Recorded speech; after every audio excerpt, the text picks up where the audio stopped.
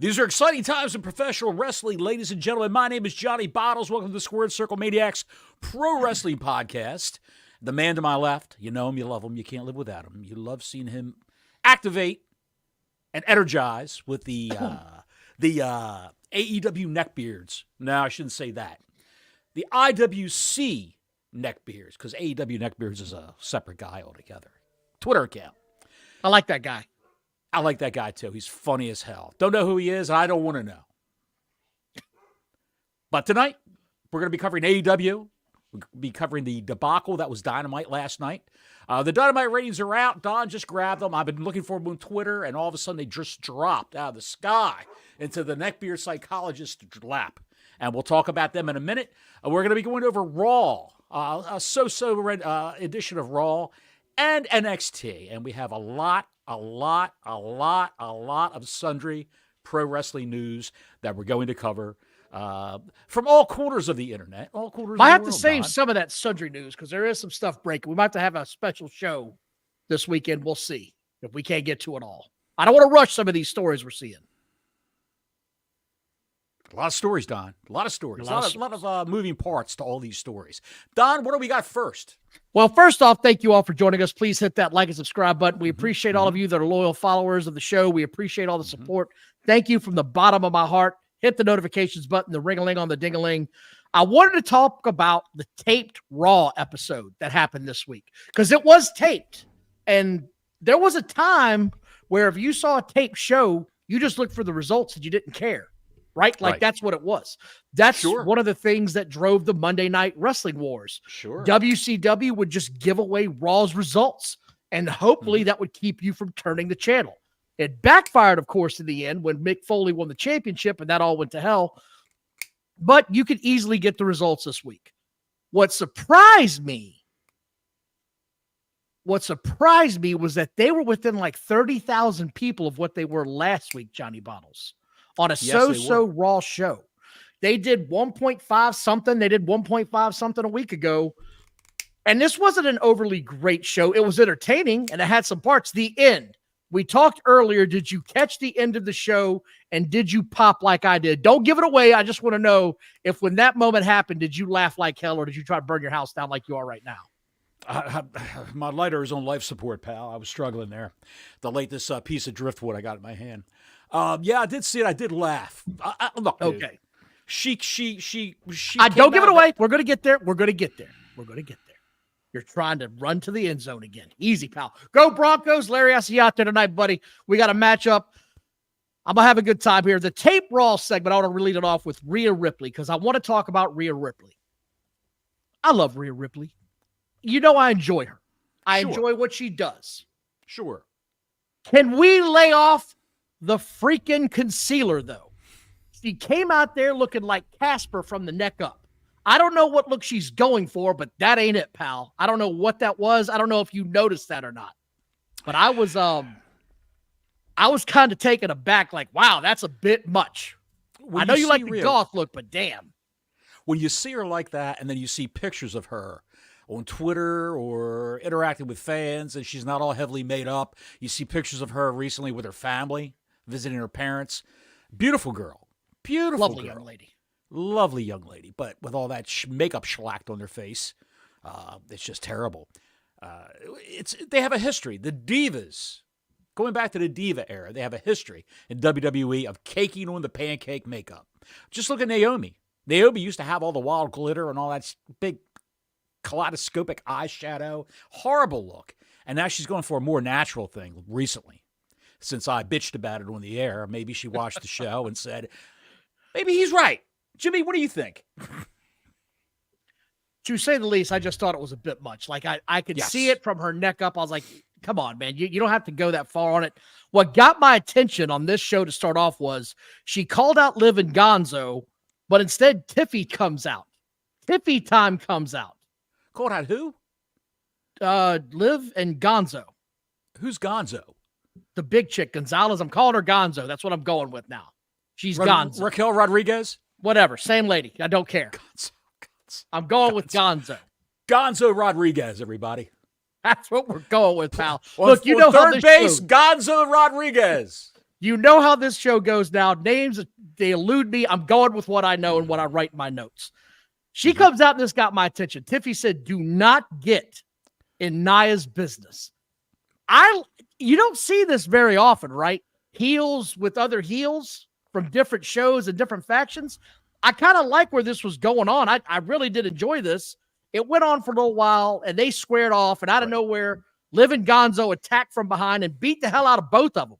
They beat Rhea and Liv. So I thought that was pretty cool. I enjoyed that. Hey, look, you don't see heels beat on heels very often. I like that element. Liv and Gonzo. I got to get used to that name now. Liv and Gonzo. Oh. Damage Control and Belair and Jade are going to have the highlight reel. The highlight reel had what's got to be the worst music I've heard in a long time. The music was just abysmal. It was just bad, and I'm going to leave it at that. Just don't ever show that again, please. They're going between they're phasing out one music company, going to another music company. Def Rebel is the guy who does the conglomeration that does all their entrance music, and that's they're not renewing that contract. I like to see him bring back what's the guy's name, Jim Johnston, the guy who created a Mankind theme, the Undertaker theme, the Stone Cold theme, all those guys. Look, he had some good music, but some of it was also just bottom dwellers. Let's be honest, some of it was awful. Bottom dwellers, trash bag hoe bottom dwelling. What did Jericho call Stephanie McMahon? A bottom-feeding, basement-dwelling trash bag hoe. Again, we go backstage. Rhea and Tiffy get teamed up for a weird spot tonight in a tag team match. I thought that was creative booking. I like where the show was going from this point on. Lash Legend and Jakara look on at Jade and Bianca. Kairi Sane flies outside of the ring. Io Sky, everybody. I'm English now. Hello, mate. Get a hold of yourself, man. By the way, Super Chat's open. You got something to say, chime in. It's going to be a fast action show, folks. I got a Broncos game, but I'm not going to miss it. Appreciate all the support. Pack in here. Like an adult entertainment film. Anyway, this thing kept going on and on. I didn't give a shit. The tape, by the way, saved this Jade Cargill and Belair spot. The one that was all over social media where she picked her up to Belair, got picked up by Jade to get slammed on one of their finishing moves. Well, she had rolled out so long before she even threw her down. On the tape delay, they fixed that very well. In live time, because that's what I saw it looked abysmal. Did you see that this week? Yes, I did. It was a bad spot. Yes, I was looking for it in the episode, and I didn't see it in the episode. They must have cut that out. They cut it out to where it just immediately went to her throwing her down. So it was all sped up. In real time, the people in the arena were like, what the hell? Is she turning on her? No, it didn't look like it. She got caught up in it, pal. Got caught up in it. And I say when the turn happens, you know it's going to happen. When that turn happens, the battle of the super women takes place. Jade Cargill will be the babyface. You think so? You think Belair finally goes that way? Excuse me. I don't know about that one, man. Yes. I don't know about that one. Got to freshen things up, Don. Got to freshen things up. She's no John Cena, where she's a baby face for her entire career. Now, she could turn heel. She hates Bayley, so you got that going on. You see that on SmackDown. So we're going to talk about the ratings a little while. There's a few questions going on right now. People want to talk about AEW. We're going to get there, I promise. We're going to talk about all the insanity that's going on right there. We're going to get there, folks, I promise. Judgment Day gets told they got to defend the titles, so they're going to have a tournament to determine the number one contender. They've been watching too much AEW, man. We don't need a damn tournament to figure out the number one contender for the titles, do we? I don't think it's necessary. This could be how you bring in the Motor City Machine Guns. We think they're going to SmackDown, but they could be going to Raw. Who knows? They are. There's actually, it's funny you say that. There's an article out there talking about the Motor City Machine Guns and who their first opponents are going to be. And it's going to be on SmackDown. So if you want to get to that real quick, on this week's episode of SmackDown, they're supposed to debut heading into the show. It's confirmed. Shelley and Sabin will be working a match against Los Garzas, Duo, Angel, and Berto. I had that at the Mexican restaurant up the street from me. I don't even know. It was pretty good. this past weekend. What tag team is that? I really don't know it. I thought that was a dish. I didn't know. What was that?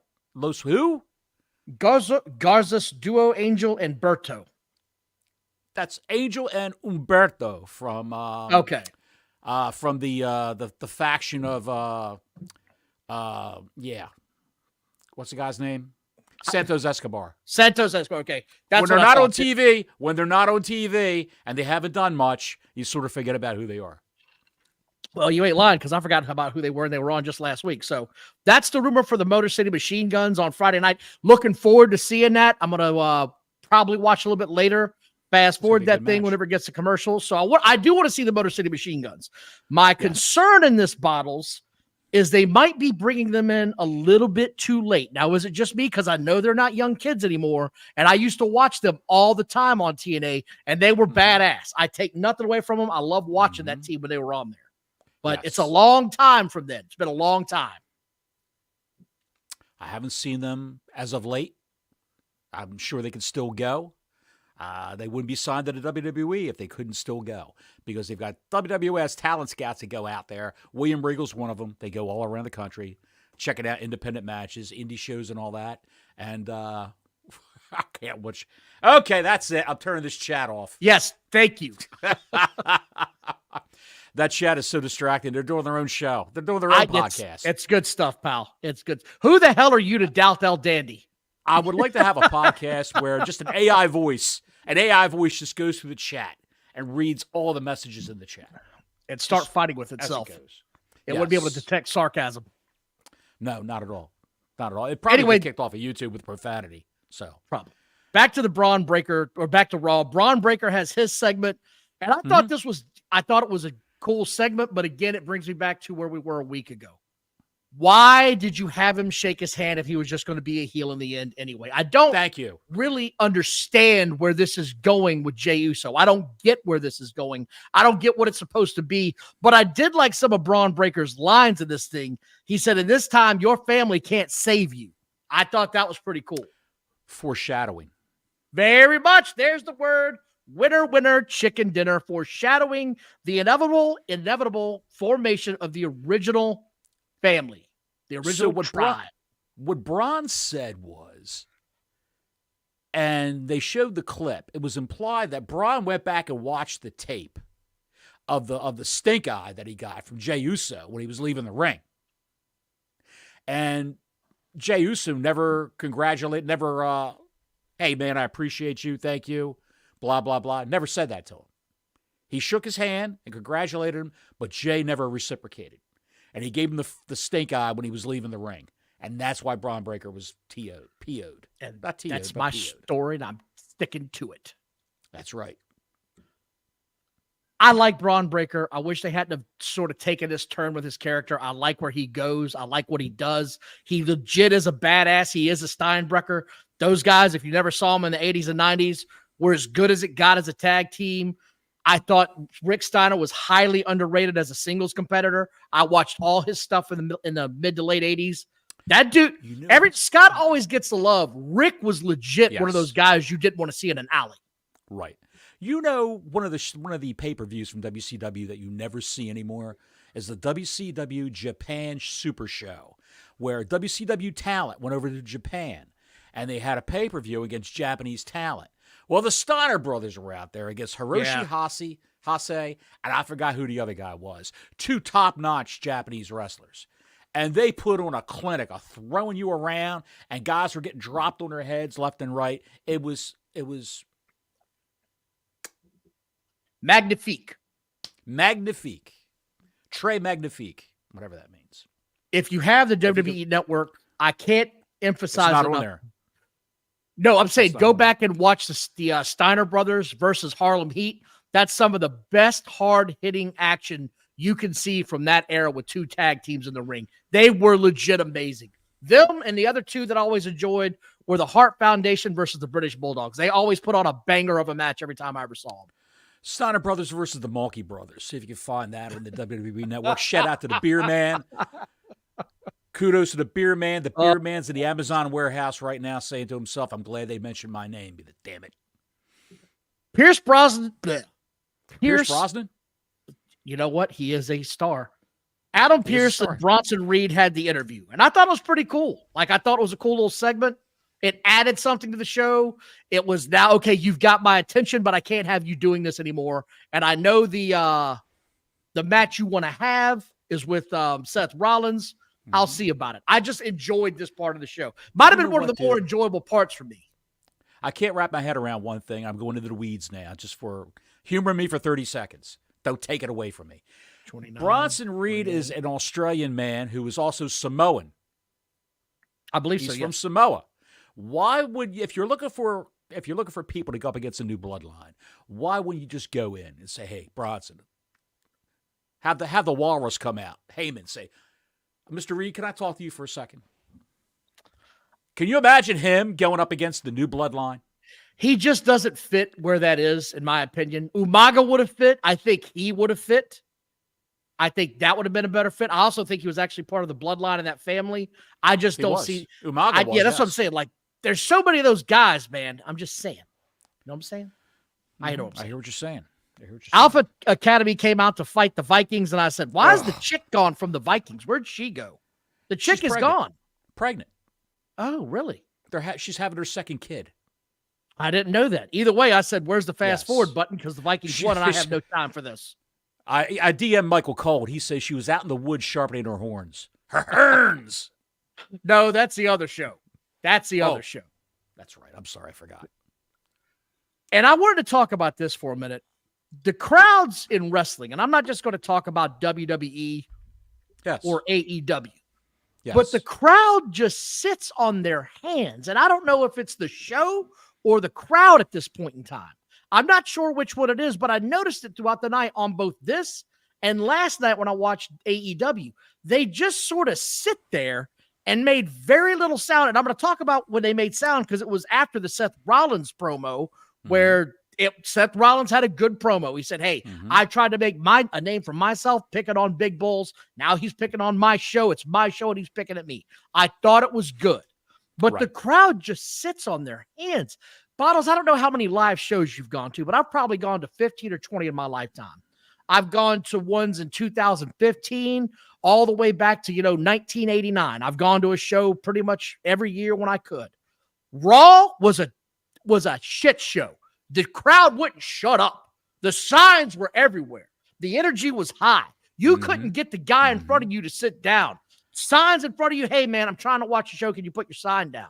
Like, those were the conversations you had when I went to go watch Raw. Now it's, excuse me, can you ask that guy for a beer? Like, yeah. Can I get one beer? Yeah. Like, they're whispering in the crowd to each other. It's a new era, Don. It's a totally new generation of people watching professional wrestling. Plus the fact that there's two types of wrestling fans that go to these shows. There's two types of wrestling fans. The Chris Farley fan, I like to refer to him. Let's go! Come on, F you! Hold it, son! Show me your beer! Those kind of guys. Give me another goddamn beer. I want one too. And then you got the guys who are there with their kids. Johnny, put your hand out. Maybe he'll maybe he'll slap 5. Cody, and they hold their kids up. Those kind of guys. It's more family oriented in certain arenas than it is with the frat boys who love professional wrestling. I was going to say, so you've got two different sets of people in your mind going there. You got the frat boys and the straight up geeks, the nerds. I would say family people who have their children there and stuff like that. Goddamn yuppies is what you're saying. Is that still a thing? Yuppies? Yes, it's very much a thing. The damn yuppies are taking over my shows. And I guess so, with as exorbitant as the tickets are nowadays, God knows if you want to take your family to go see a show, it's going to run you $500 easily, and that's for a shitty seat. It's absurd what they're charging. I'd rather stay home and listen to the commentary and see everything and have my own bathroom to go to and have my own hot pocket machine to go to. And I have my own bartender, which is the refrigerator. I just walk in and grab whatever I want. Anybody that's gone to a show. All that money. I love the good old days, Don. Right. Not to cut you off. I just want to make one salient point here. The good old days when I used to go to the Baltimore Civic Center to see matches like Mick Foley and the Midnight Expressway. It was Cactus Jack back then. And they were all managed by Jim Cornette. And they were up against Arn Anderson, Tully Blanchard, and Ric Flair. That was a main event that I watched, where Mick Foley spit 20 feet in the air and caught it back in his mouth.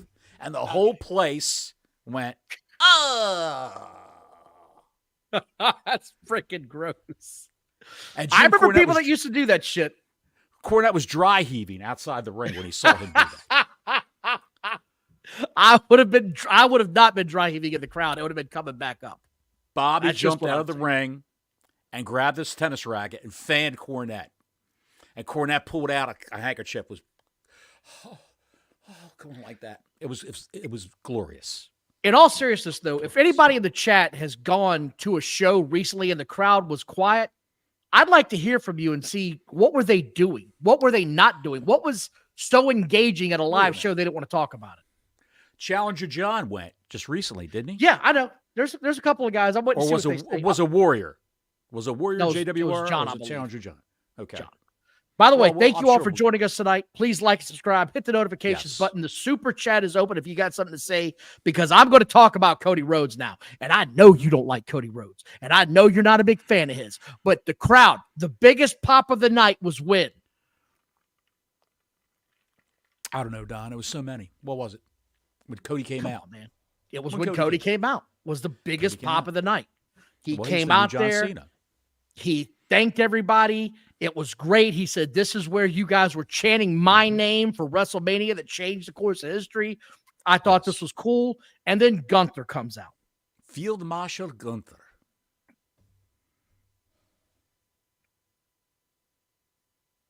I want to say this now.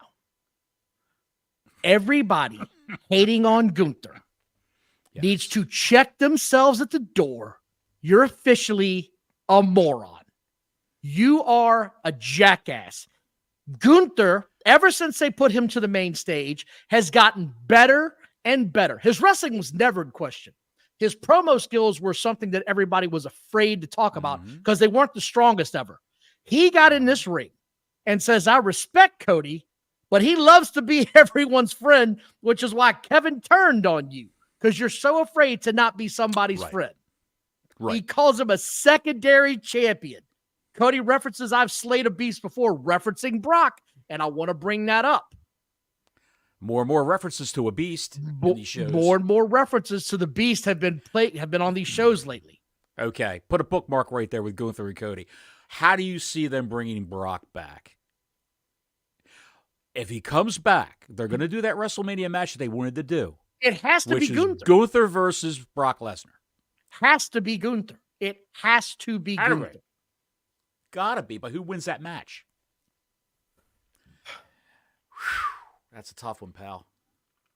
It's got to be Gunther that wins it. That's what it's got to be. It's got to be Gunther that wins it. Anyway, this segment was the best segment of the show. Gunther leaves. I thought this was great. I'm going to hit the fast forward button because they got a New Day recap. Kofi versus Breaker. Uso comes out. He interferes. I don't care. Priest and Rhea segment.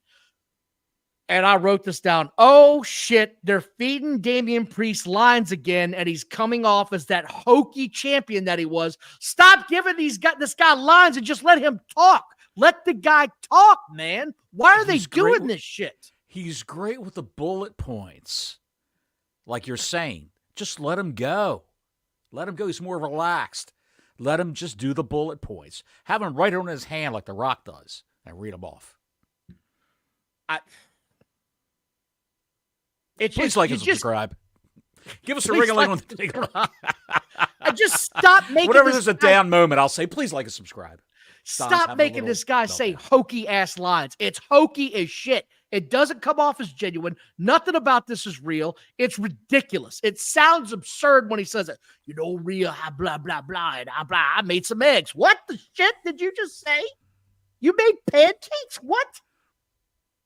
I think it's time for me. It's time for you to go after that bloody championship you never really lost. I think you're right. What the hell are we doing here?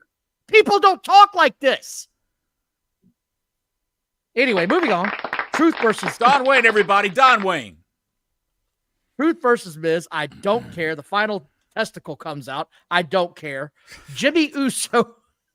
Did you hear about Karrion Kross did an interview with Chris Van Vliet Valete, whatever Which the hell one? his He's name done a is. bunch of them.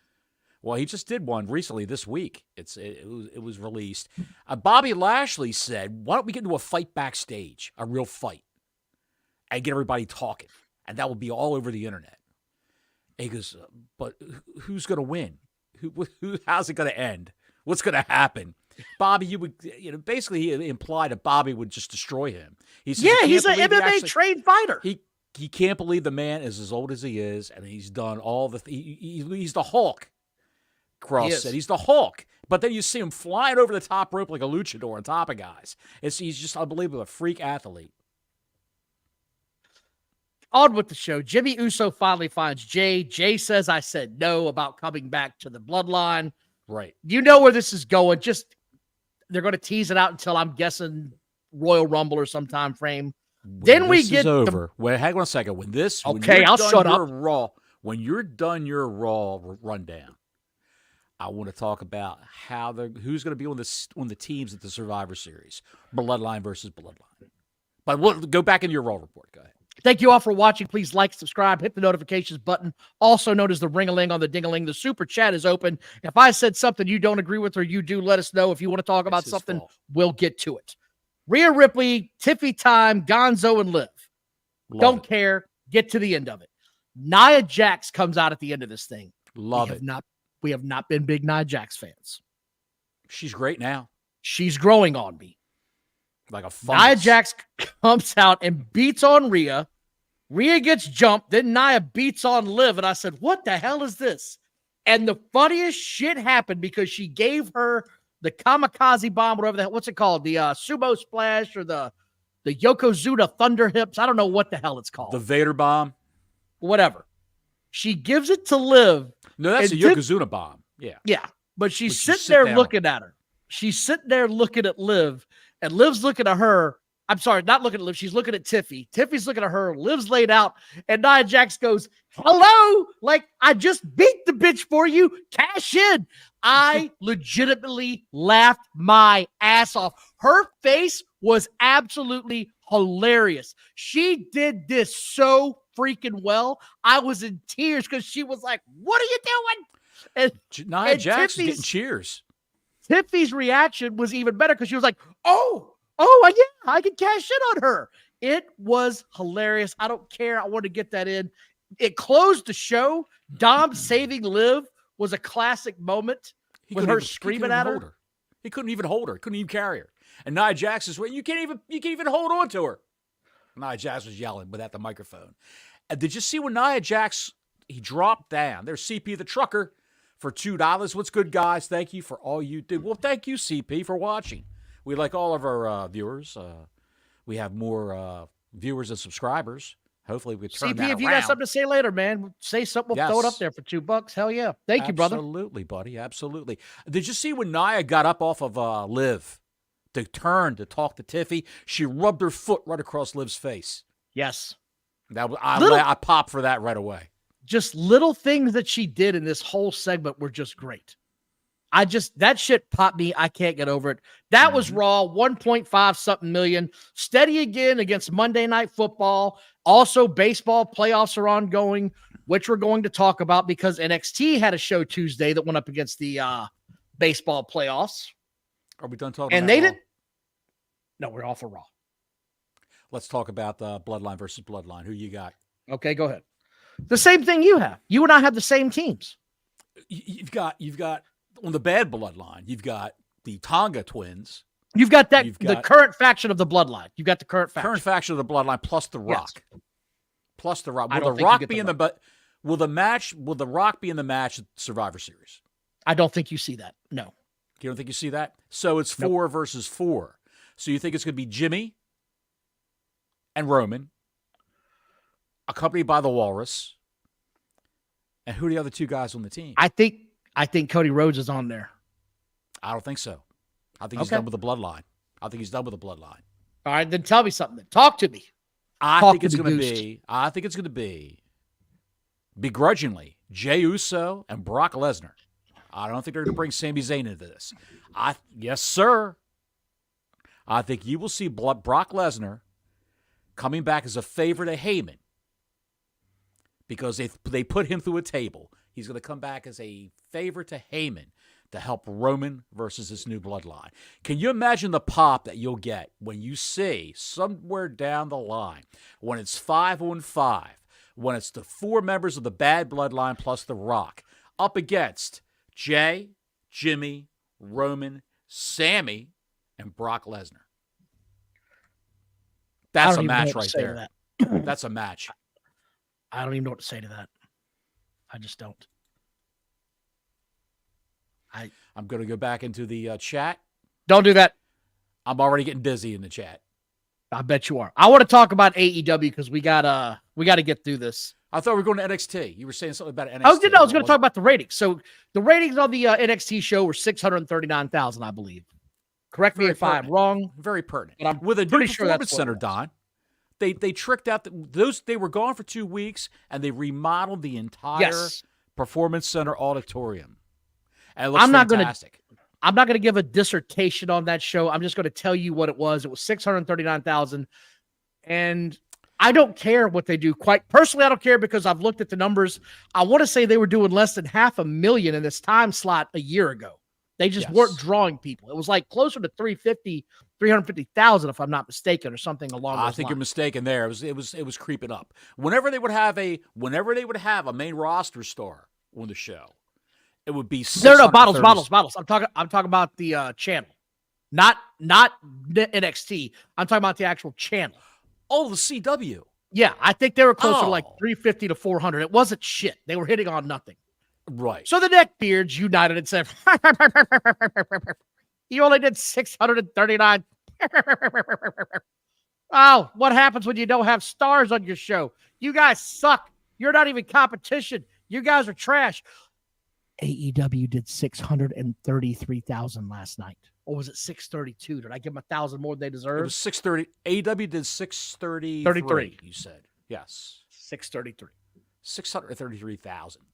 I say all this to remind everybody that in January and February of this year, they were routinely popping 850,000 fans a week on their Wednesday night show. They had an audience, a core audience. They had a fan base that tuned in because, look, we didn't particularly like it, and we saw the writing on the wall after CM Punk left. We saw it going to shit, and it was getting worse, and they defended it, and they kept going down this train of thought. It didn't happen overnight, Bottles. People had this idea that it suddenly got bad. It started getting bad the day they said CM Punk should no longer be here, and they let the inmates run the asylum. That's when it went bad. They all laugh like Ace Ventura. They are. Just complete jackasses. So you sound like Muttley from Wacky Races. Remember that show, Wacky Races? Yes, I do. But to say that was shocking to me, it really was shocking. I thought they'd at least do 650. 633. Dude, that's bad, man. Beat by developmental again. Tony Khan believes in week-to-week booking. He doesn't believe in long-term booking. The booking's what the hell's that? Week. What? What's long-term booking? Who needs that shit? He doesn't need that. No, of course not. Look at the ratings. It's an indie show. We've been saying this for how long, Don? It's an indie show that you would see at a VFW hall, televised. That's all it is. It's a high-production value indie show. With an indie mindset. With an indie mindset, where these little guys can hulk up like Hulk Hogan and take on these huge guys. I got news for you.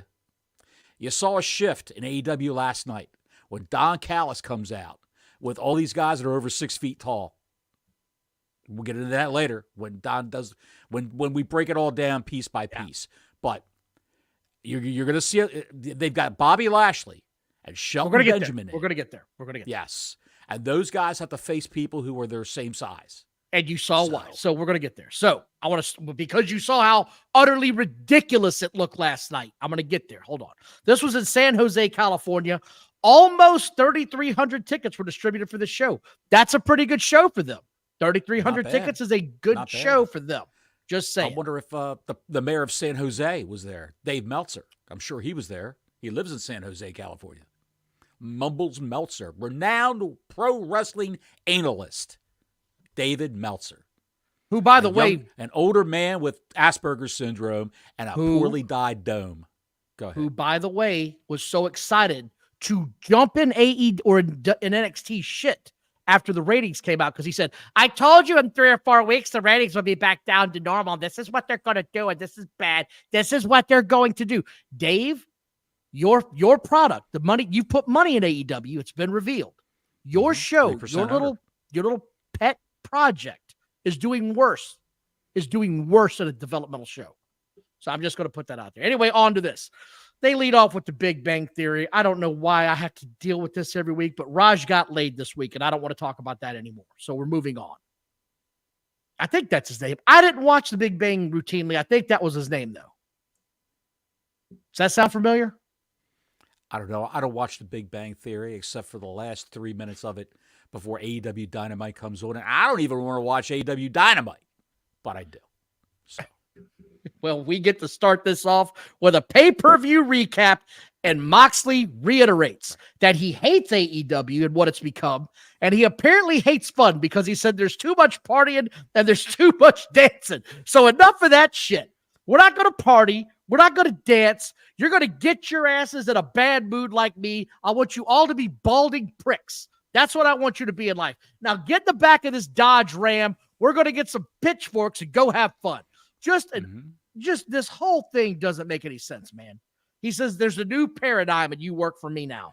Why do you work for him now? To enjoy AEW, you have to hate AEW. To enjoy it, you have to not like dancing, not like fun. You can't be a drinker because Moxley's a recovering alcoholic, so that's out the window. He's still a drinker. Go ahead. I just said we're off and running now with this new. This is the way we're going to do it. We got a bunch of hillbillies in pickup trucks. And believe you me, yes, these are some European hillbillies in the back of this truck. Look at them. Because later on the night, you got Donnie Thunderpants running up and down the stage in his underoos while the rest of them are wearing actual fight gear. So we'll talk about that in a minute. Donnie Underpants, everybody. Oh, God love. And then Donnie Underpants. 633,000. I can't wait to see the quarter hours later. Adam Cole comes out looking as fit as a meth head. What the hell has happened to this guy? There's nothing left. There's nothing left of the man. It's going to be an empty jacket propped up in the ring with a microphone in front of it, propped up on a microphone stand. And he's going to do it live from his bedroom. He'd rather be a Twitch streamer playing video games on Twitch as Chugs. That's his screen name on Twitch. Chugs, whatever that means. Playing with his friends, Xavier Woods and all these other guys scattered through different wrestling promotions. He'd rather do that than actually earn a living in AEW. No wonder Britt Baker sought the tender touch of... Easy. No wonder Britt Baker sought the tender touch of other men. She might have been checking his dental records and it led to something for all we know. Just saying. Of what? Led to what? She said, you got a cavity, right? He's got a cavity now. Yeah. Anyway, he comes out and said, and by the way, we talked about this. Oh, by the way, don't body shame Adam Cole online. Oh, I saw that jackass. What a sissy, all these man boys come out who have a crush on Adam Cole. Good God Almighty. He does not look like a professional wrestler. When you point that out to these AEW idiots, these neckbeards, the fact that man looks more like a manager or a Starbucks barista or the cart boy at Walmart instead of being an AEW wrestler, a professional wrestler, not just an AEW wrestler, a professional wrestler. Yes. Thank you all for watching. Please like and subscribe if you have not already. We could really use that. Super Chat's open. Hit the notifications button. Also, the ring-a-ling on the ding-a-ling. Adam Cole says he's going to pimping, by the way. Great job of pimping. I try. Story time with Adam Cole. I'm going to fight evil with evil. And by the way, he was the heel when he left. He was the devil. He turned on his supposed best friend, MJF. And because he comes back, he's suddenly the good guy. This shit doesn't make any sense. It just kept going on and on. He was like, oh, he called him MGF at one point in the thing. Did you hear him call him that? Did you notice that? Yes, and he said, Roddy and Matt and Mike, I'm going to do it on my own. I love you, but I'm going to do this on my own. Wardlow, no love for Wardlow at all. Wardlow wasn't even mentioned. He was part of that old faction, the Undisputed Kingdom. Wardlow is a man without a country right now. He must have really pissed somebody off. Bottles and I worked hard on this title last night, which is, of course, Moxley World Order because of what happened at one point in the show. Are we going there? And some son of a bitches on the internet saw us post this, and I put it out on Twitter at like 8 a.m. The show title was up at 7:30. And what what happened 4 or 5 hours later, some other pro wrestling podcast put up the same exact title. We see what you're doing. Don't act like you're slick. This shit was up. We came up with this last night and posted it at 7:30 this morning. It was up on Twitter at 8. I see you guys. You'd be amazed at who watches this show, believe it or not. The little podcast that could. That's us. Our little crappy podcast with 11. We got 1,011 subscribers, and they're one of them. They're one of them. I know they are. Anyway, back to this. He describes MJF as fake, rips on his hair implants. We're all going after MJF's hair implants now. That's going to be the thing, right? That's what we're doing. That's going to be the new thing. Says he can't be trusted. And of course, Adam Cole gets his moment to kiss Tony Khan's ass and says the best freaking locker room in the business, and we're the best wrestling company, and blah, blah, blah, blah, blah. I'm so tired of hearing this shit every week. And he starts screaming. Which teat on Tony Khan do you think he's sucking? He's on behind teat or the front no, teat? Buddy, it ain't that. No, will you stop? That ain't what he's doing. No. Okay. I hate you, Max. I hate you. This went on and on. It was just not good. It just wasn't good. The feud with the devil and with Adam Cole is what made MJF a face. Now, do you think that this scrawny mop, I regard Adam Cole. Remember Moppy from Perry Saturn from the WWE? I do remember that, yeah. Remember Moppy? Adam Cole was Moppy, all grown up. Same build, same hair. And Moppy's in the ring talking about what he's going to do to MJF. He's not going to do anything to MJF because he's built like a 12-year-old boy with greasy hair. Adam Cole, Randy Orton, AJ Styles, all these guys have been out hurt. Throughout time, the history of professional wrestling, guys get hurt and they're out and they come back jacked, more jacked than ever. You broke your ankle. You didn't break your arms. You didn't break your biceps. You didn't break your abdomen. Huh? AJ Styles has got plantar fasciitis from that match. No, I heard he's got a high ankle sprain. Is that what it is? They're saying plantar fasciitis now, from what I read. I've had that, and that's no fun. That's no fun. So MJF, his music plays. He's supposed to come out, and it's just music. And we get more audio issues, which I didn't want to talk about to start the show, but we're getting the double bleed-in spots, and it's clearly a pre-freaking recorded segment. He says his piece. Don, if they spend all this money on the talent, they spend all the money on the talent, can't they spend money on production values? Wouldn't you? Do you think this was Jimmy Jacobs' last segment that he wrote before he got shit canned? No, he's been gone. He's been gone for like over a week. It might have been a segment, though, that he wrote. Because they fired Jimmy Jacobs, and they put all the blame at that guy's feet for the Chris Jericho segments, for all kinds of horrible segments. They blame that guy. That's what they do. Don't blame Tony. No, don't blame Tony. Tony goes, I didn't do that, Mom. He did it. Who broke the table? Damn it, who broke the good planter? He probably was a kid. Fasciitis did it. Not me, Mom. Fasciitis Khan did it. Tony Khan. Fasciitis Khan's in the corner going, Mama, I did not do this. I did not do this, Mama. They just put up Jimmy Jacobs as the scapegoat. That's what it was. They were like, here's your scapegoat. Do you know why? Do you know why, Don? Do you know why? He got fired by Vince from WWE because he took a picture with Cody Rhodes outside the arena. When he was at AEW. Where the WWE was, and Cody wasn't even signed. He took a picture with Cody and the Young Bucks at Omega. And all right, he's a dick. Get rid of him, God damn it. I don't even like the way he dresses. Vince hated the way he dressed because he wore dark clothing all the time and he had the hairdo going up and all that. Captain hairdo. I guarantee you Triple H said, going to let you go, come on back. You have a spot here. Come on back. Well, we'll see, because I haven't heard he's gone anywhere yet, so I'll keep my eye on that. But back to the AEW show, because we haven't even got through this first awful segment yet. MJF says, because of you, I can never trust again. I can never go to dance again. These 2 feet have got no rhythm.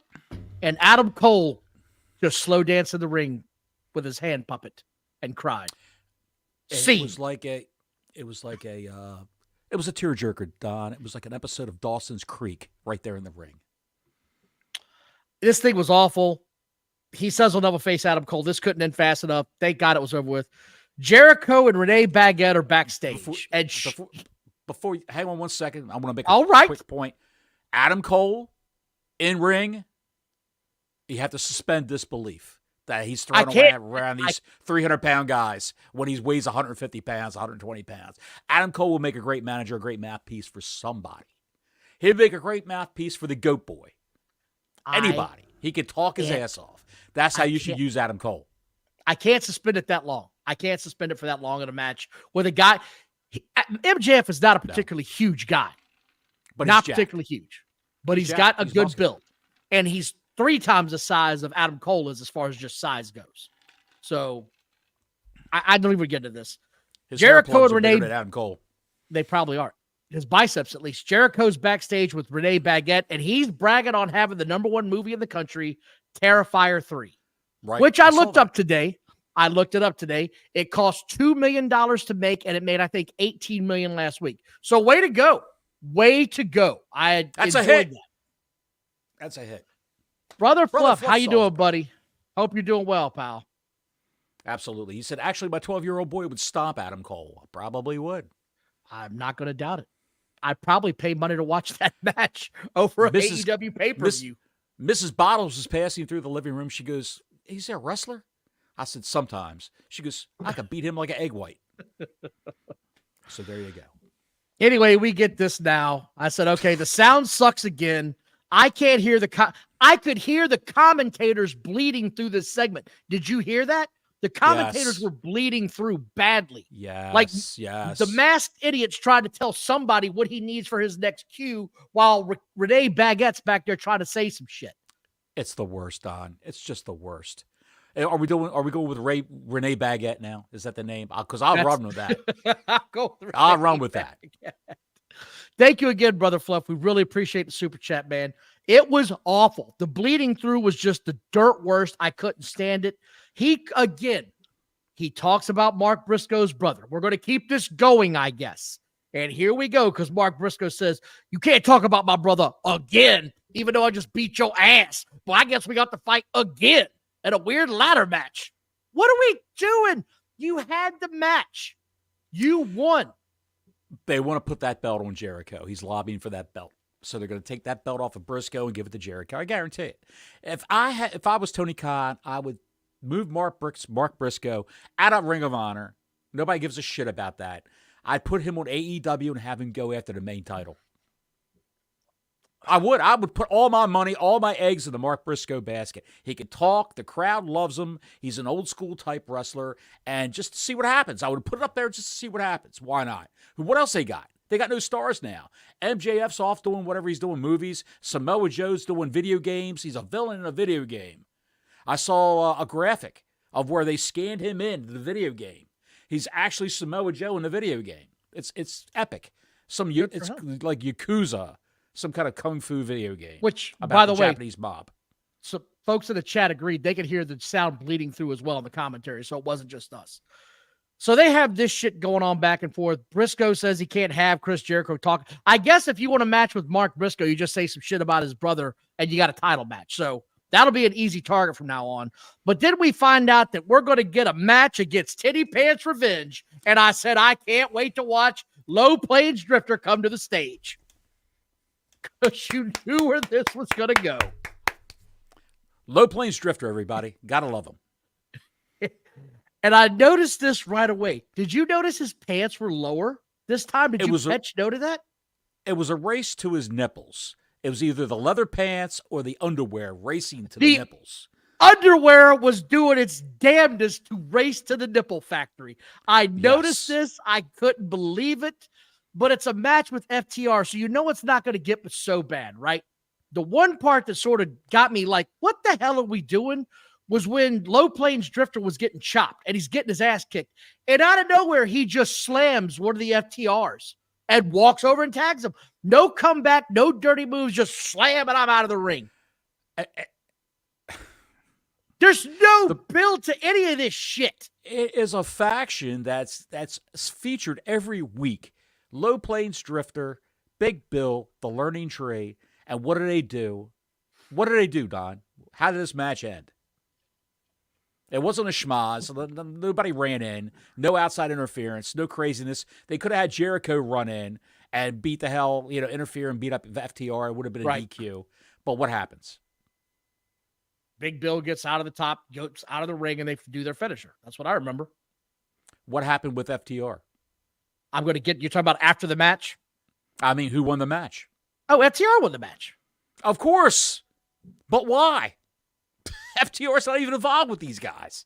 They haven't been on Dynamite in months, and they're suddenly here with a match for no reason. Why? Why I don't would you know. put these guys together?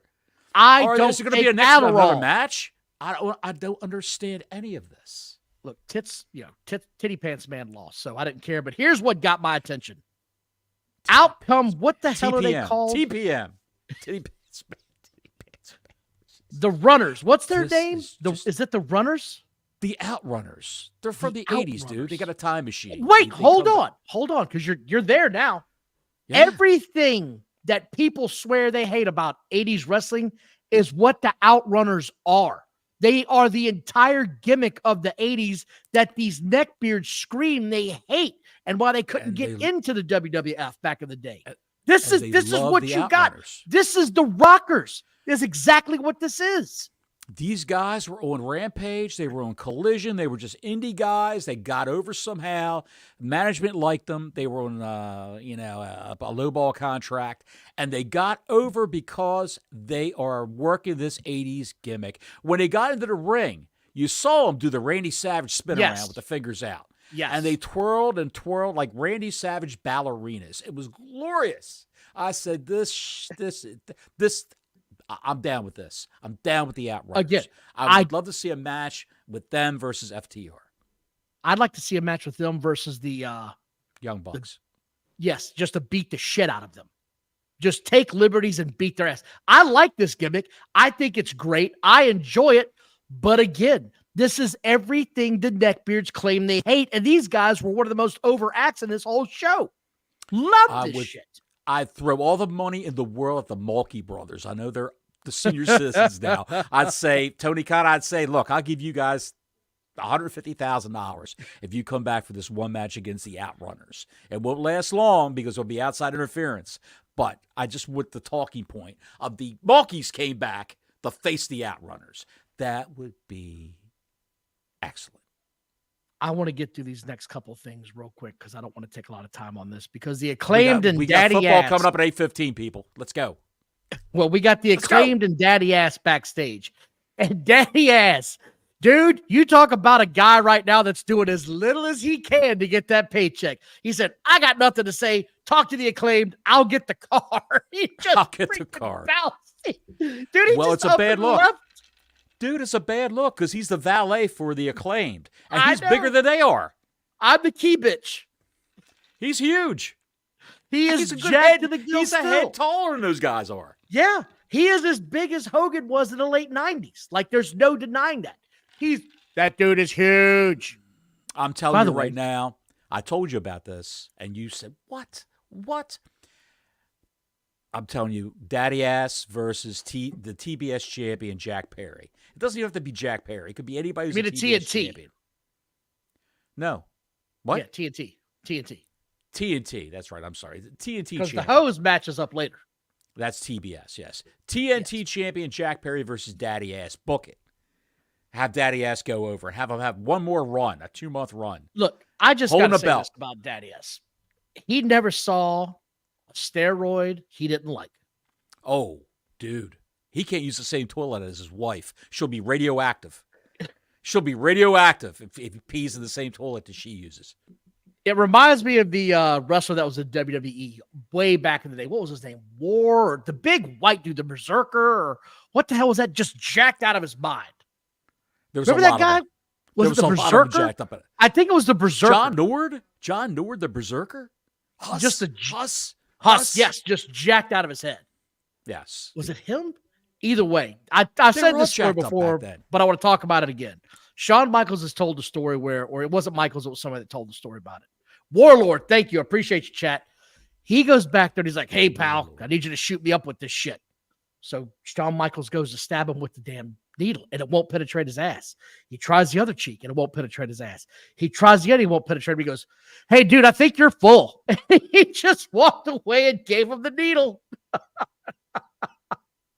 That's one of my favorite stories ever. I don't care. I would have loved to have been a fly on the wall back then. Who knew the Warlord was secretly Luke Cage? Indestructible skin. Just whatever. Anyway, the Acclaimed Daddy ass MVP comes out and everything MVP is doing right now comes across as gold. Everything he's doing is gold. He's a professional wrestler. He gets it. He's bringing what this show is missing, professionalism. Mm-hmm. It's so good. Then we're going to talk about this because the TBS match was next with Mercedes Moné against Abdullah Oblongata. She has been around a lot lately. She keeps showing up. Preferred opponent. She's probably a preferred opponent of Mercedes Moné. Mercedes said, I want to work with her because she's not going to hurt me. She's going to cooperate with me. She's not going to hurt me. She's not going to go into business for herself because I'm a bitch in real life. That's probably what the sentiment is. I want to hear your opinion on this because I wrote, this was my note. This actually isn't a bad match. And now they're doing the roly-poly in the middle of the ring. And it's not stopping. And the crowd was dead. Deader than dead. Dead. Just deader than me on the couch after this show. Dead. They rolled around on this mat so much, I thought they were rolling a joint. Cheech and Chong showed up. They're like, what are you rolling over there? I don't think they said it like that. Hey, man, what are you rolling over there? Denisha has given us quite a few donations. I'm going to throw this up. Don question, can put up Kevin Owens is staying. W Bottles should have been a pizza on it, Bottles. He says he's staying. I should have. See. It looks like he's going to sign that contract. We're going to see. Daniel Forrest, go Broncos. Yes, sir. Live in 15. We're going to get there, pal. This match, you knew who was going to win. It was how it ended that sort of caught me off guard with the bigger chick tapping out. I guess it's because she couldn't get her in her finisher, whatever it is normally. So she just said, I'll make you tap out. Did you see Camille on the outside got punched in the face or slapped by Queen Medulla Oblongata?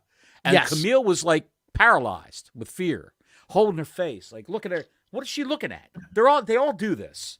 They get hit and they look, and there's no blood. So if you're not bleeding the first time you look at your hand, or the second time, or the 24th time you look at your hand, you put your foot up the other person's ass. She hit me in the Medulla Oblongata. Oh, what do you do? Why could they bury who dat? Larry, you are a son of a bitch. Who dat? Them Saints. Who dat?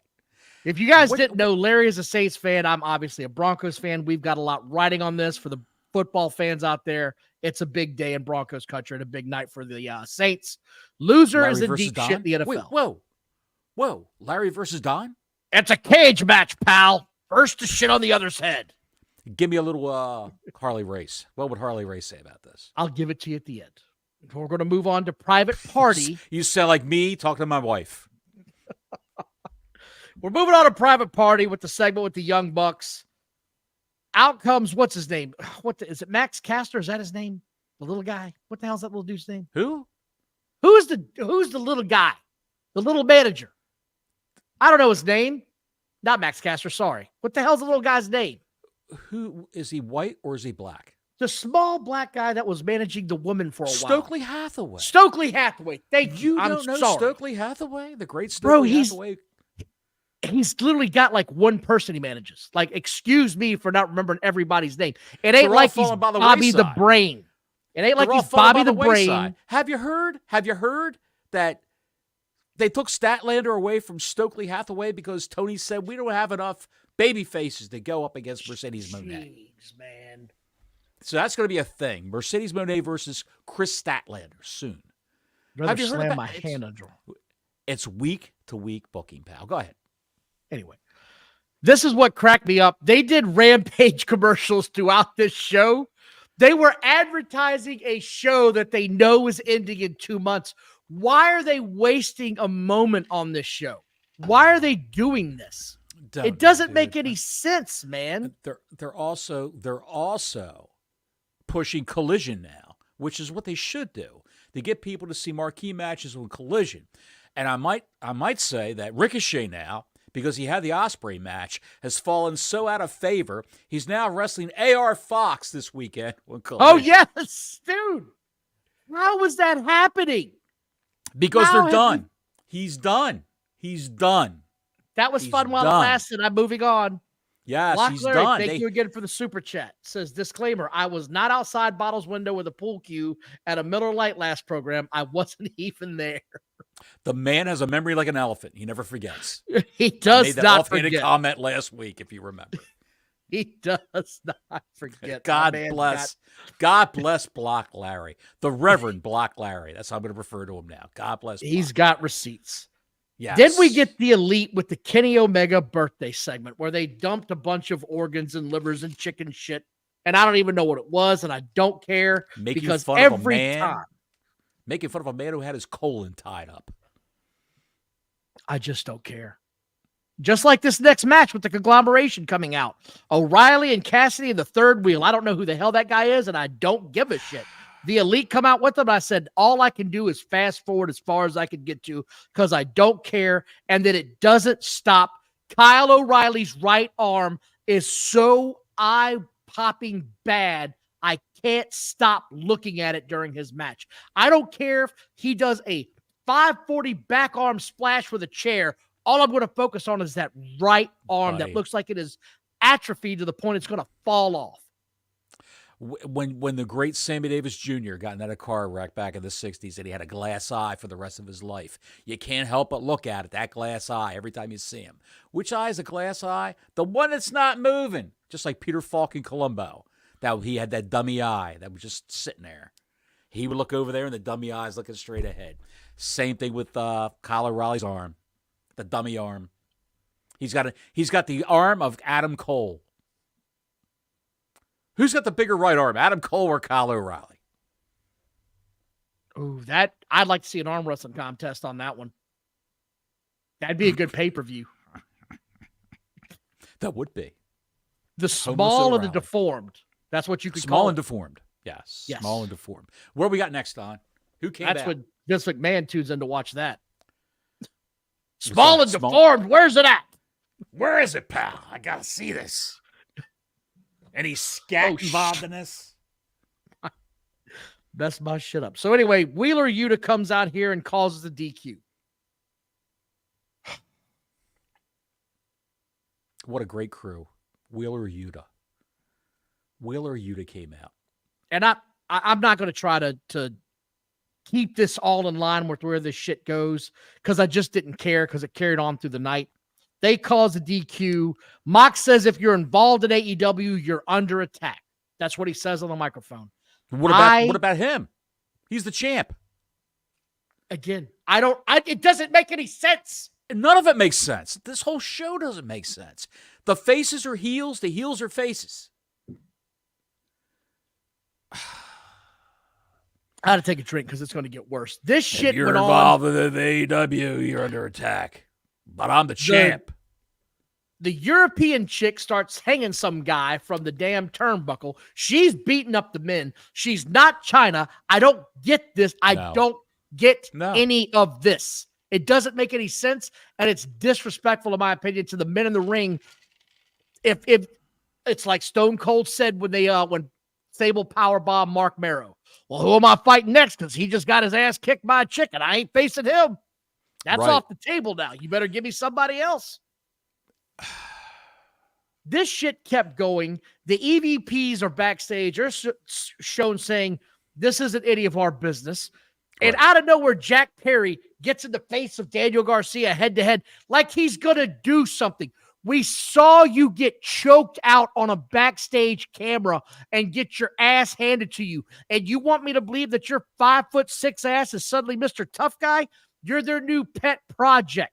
Get over yourself. Stop trying to be the tough guy. No one buys it. I can't wait until he gets in the ring with MVP's crew and they kick the complete shit out of this little worm.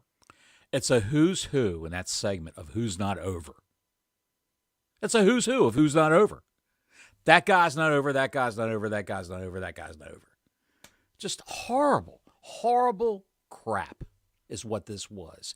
If they're trying to build off of, Don, they had a horrible pay-per-view over the weekend. Wrestle Dream was a wrestle nightmare. It was crap. And they're trying to build off of that with a worse show than what Wrestle Dream was? Come on, man. And they saw the buy rate, and I know they did for Wrestle Dream. They're probably thinking to themselves, that was in the toilet. That's in the tank. What are we going to do? How are we going to rebound from this? I know. Bring out the Beast Mordos. No? How about the Ku Klux Combat Club? Bring them out, the Cracker Clan. What do we do? Let's have a woman beating up all the men. Let's do that. That will really get people to watch this show. This was awful. And it didn't stop there because later on, I don't remember writing this down, but I saw it later in the show. It shows them backstage a la NWO when Kevin Nash and Scott Hall beat the shit out of all the guys backstage. Now you got the Cracker Clan doing it. They're beating up a bunch of nobodies, a bunch of mid-carders, Evil Uno, the short 5'3" guys getting his ass whipped. The chick jumps off the damn shit onto some guy, beats his ass. They all get into the back of the pickup truck and ride off into the dark with the short, stocky guy running behind them, looking like he forgot his bus pass. It was a complete joke. It looked like Cotton Hill from King of the Hill chasing a pickup truck out of the arena. When John Silver ran behind that pickup truck. Horrible. Horrible. It's like the NWO beating up random luchadors on WCW 2000 era Thunder. That's what it looked like. It was horrible. They think this is good? This is horrible. No one cares about any of this. Well, what's all the other podcasts? Well, what's John Moxley's motivation? What's this? What do they want? What does this group want? They're trying to rationalize and apologize at the same time for how bad this show is, Don. And they can't. They can't justify any of this. It's garbage. It's all garbage. What they should have done with this show, they should just come out next week. Tony Khan should come out and do a pre-taped shot like Vince used to do. What we're doing right now is we're hitting the reset button on AEW. It's a new era. We've got a new contract with Warner Brothers Discovery. All the belts are up for grabs. We've taken them all away from everybody. The belts are all up for grabs. Ring of Honor's no more. I'm shutting that down. Here's what we're doing right now. And they have a general manager who comes out. Not which Dollar is what Store they're Adam missing Pearce. badly. Yes, they have a guy who's going to take control of this promotion, a general manager who's going to come out, and not Christopher Daniels, God bless him. He's just doing whatever they tell him to do. Have somebody with authority who's a grown man, who's a 6-foot man, who will come out and run roughshod over this conglomeration of indie darlings Pencil and say neck geeks. who's going to do what. I'm going to get through the rest of this. Leo Rush versus Shelton Benjamin. This looked absurd. It looked absurd. I'm not going to waste another moment on this. Why is Leo Rush with this company? I don't want to talk about this shit. Darby Allin has a promo. No. We got to. No, I'm not. We got to. Not. I'm we not. got to. We've got to. Ahead. Why is this a competitive match? This Why did this match last so long? That's what I'm saying. It makes no sense. No sense. This should have been a 1-minute squash. Shelton Benjamin should have destroyed Leo Rush. Done. End of story. Flip the business card. See you later. That's it.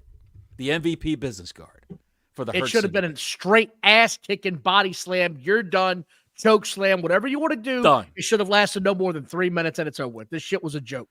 We get the Darby Allin promo, which I know you loved. You're a big fan of his. I'm not gonna waste time on this.